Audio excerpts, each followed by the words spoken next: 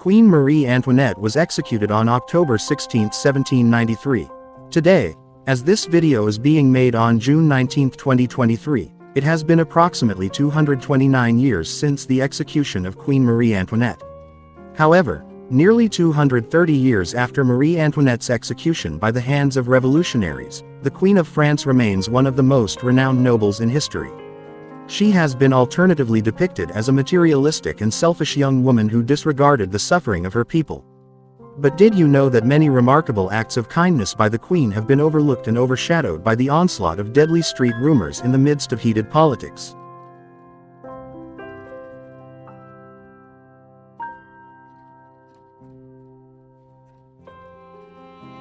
Archduchess Maria Antonia, later known as Marie Antoinette, entered into an engagement with the Dauphin of France, future Louis XVI, as part of an effort to strengthen the alliance between their nations. In April 1770, at the young age of 14, Marie Antoinette married the 15-year-old Louis through representation. A month after the marriage, she arrived in France. However, Marie Antoinette's arrival was not warmly welcomed. As a newly arrived teenager, she felt unwelcome at the court because her husband, Louis XVI, was not enthusiastic about his wife and their marriage. To him, it was all just a political duty. Furthermore, Austria, Marie Antoinette's home country, was still viewed as an enemy by some individuals at the court and even in French society. The early years of their marriage were a hellish period for both of them. Louis XVI was not interested in Marie. For him, his marriage to Marie was solely a political duty, and it influenced his views on sex and marriage. He was more preoccupied with his hobbies of reading books and hunting. For years, Marie never felt the warmth of the king. 4 years later, in May 1774, Louis XV passed away at the age of 64. As the eldest grandson, the 19-year-old heir succeeded to the throne and became Louis XVI.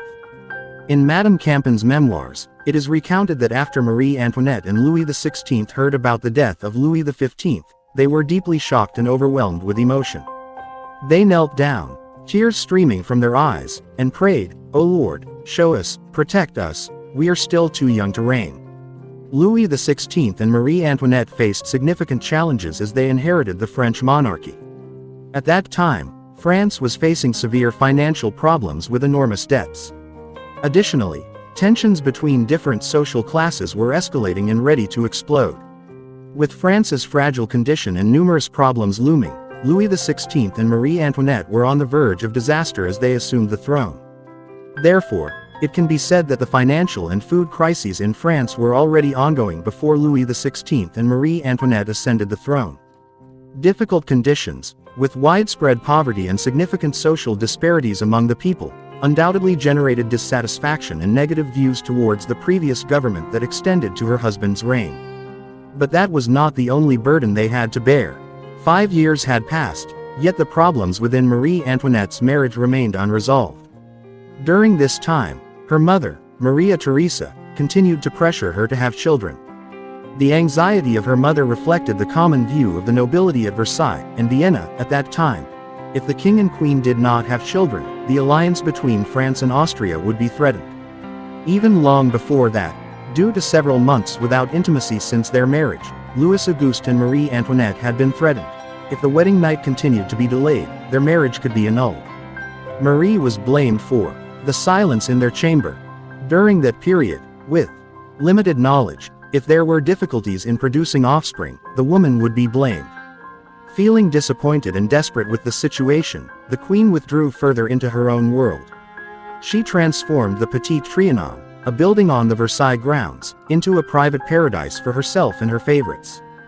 During her escape from court life, Marie Antoinette often dressed as a shepherdess and played the role of a farmer, actions that were considered by some in her time as an insult to the lower social class. However, after a long wait, the queen finally gave birth to her first child, Marie-Thérèse Charlotte, in December 1778. Although not the expected son and heir, the baby captivated her mother, who reportedly said, "A son will belong to the state. You will be mine. You will have my full care, you will share all my happiness and lighten my suffering." And then, between 1781 and 1786, the queen gave birth to 3 more children, 2 sons, both named Louis, and a daughter, Sophie Ellen Beatrix. Nevertheless, being a mother did not halt the malicious gossip that had followed her since her arrival in France. She was accused of seeking sexual satisfaction outside her marriage, involving everyone from her in-laws to her favorite women to her servants. These accusations formed the basis of the charges against Marie Antoinette. Pornographic caricatures sowed the seeds of criticism against her throughout her life, with allegations of betraying the king. Implicitly, if she betrayed the king, she also betrayed the country. Despite all this, as a woman, Marie was genuinely happy with the presence of her children. Marie Antoinette showed great affection and care for her children. She was a devoted mother, attentive to the well-being and development of her offspring. Marie was not only concerned about her own children. During Louis XVI's reign, she did many positive things for the welfare of her people. In the midst of the negative public spotlight and the opulence of the palace, Marie Antoinette engaged herself in charity and humanitarian activities. Behind the luxurious gowns and jewelry, her heart was moved by the suffering of others, and she was determined to make a positive difference in the lives of the less fortunate. One of her forms of involvement was through her support for Maison Philanthropique, a charitable institution founded with the noble goal of surpassing social labels and providing assistance to those in need. The institution aimed to help the poor, especially orphaned children, by providing them with shelter, education, and training to help them build a better future. Marie Antoinette not only provided financial support to Maison Philanthropique but also actively participated in various charitable activities carried out by the institution. She visited orphanages, interacted with the children under the institution's care, and provided them with encouragement and hope. Through her presence and genuine concern, Marie Antoinette wanted to show them that they were not alone and that there was hope for a better future. It has also been recently discovered that Marie never mocked the suffering of the people with the phrase, "Let them eat cake." Additionally, the Queen had a strong interest in empowering women through education. During that time, the state of education for women in France was still very limited and influenced by the social norms of the era. Education for women was generally considered unimportant and neglected by society. The majority of women from different social classes had limited access to formal education. Education for women at that time focused more on subjects considered suitable for their roles as mothers and wives within the family. Marie believed that education was key to providing better opportunities for women in society during her time. In her efforts to realize this, Marie Antoinette actively established special schools for girls from various social backgrounds. Through the establishment of these schools, Marie Antoinette aimed to provide equal educational opportunities for women, regardless of their social status. She believed that through education, women could acquire knowledge, skills, and understanding that would help them develop their full potential. Marie Antoinette, known as an art lover, also played a significant role in supporting and promoting art in France during her reign. She had a great appreciation for art and a strong interest in art and cultural collections. Marie Antoinette provided financial support to renowned artists and painters of her time. She recognized and protected artists such as Elisabeth Vigée-Lebrun, a prominent portrait painter, who was entrusted to capture her portrait. Marie Antoinette also involved other artists in creating artworks that adorned the Versailles Palace. Furthermore, Marie Antoinette actively contributed to the development of art and culture in the palace. She organized art exhibitions, music concerts, and grand theater performances.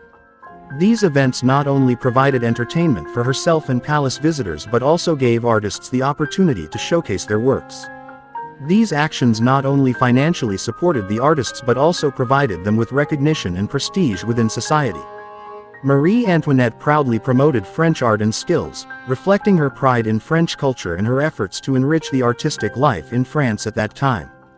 However, some critics at the time associated Marie Antoinette's support for the arts with her alleged ignorance and financial irresponsibility.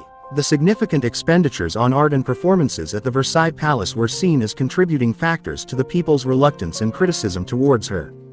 Nevertheless, the die had been cast. Louis XVI, who had a foreboding of his own coronation, was considered incompetent and lacked strong leadership skills from the beginning. He tended to hesitate in making important political decisions and was often easily influenced by incompetent advisors. His limited governance abilities in dealing with crises and facing demands for reforms weakened his legitimacy in the eyes of the people. The country's situation worsened, and the people cried out, with the echoes of revolution spreading throughout the nation. Marie found herself caught in the political whirlwind. The revolutionaries of the time had a strong desire to overthrow the king and queen from their power. Slander and propaganda spread to every corner of the country. These defamation efforts successfully created a negative perception of Marie Antoinette among the starving, devastated French populace, burying all her good deeds. She became the symbol of everything considered wrong with the monarchy's governance and became the target of the anger of the suffering common people. Marie was scapegoated for the failures of the men in leadership. On September 21, 1792, the Legislative Assembly abolished the monarchy and established the First Republic. Louis was tried by the revolutionaries for treason and executed by guillotine the following January.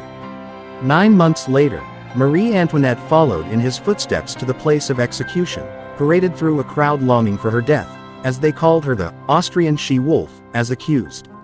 Moreover, during her trial, her political enemies spread street rumors of Marie having a sexual relationship with her own son. She was truly a hapless woman. Her last words were an apology to the executioner for unintentionally stepping on his foot.